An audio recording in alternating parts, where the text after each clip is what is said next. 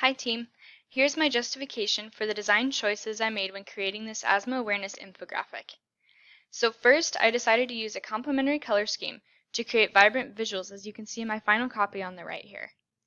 I chose grayscale to be my base, blue to be my secondary color, and the orange to be my highlight color. Next, the principle of contrast is the difference in visual weight between elements. I applied contrast in this top section by darkening the background behind the statement piece. I also used contrast in this pie chart by making all of my slices grayscale except for the piece I was trying to highlight. Next, I used the principles of similarity and anomaly, which means that when two objects look the same, viewers will see them as a group, and that when a couple objects are altered, it draws specific attention to them. I applied this in my isotype in the top left here by making all the people in the row the same color and the same height except for the two children on the right side.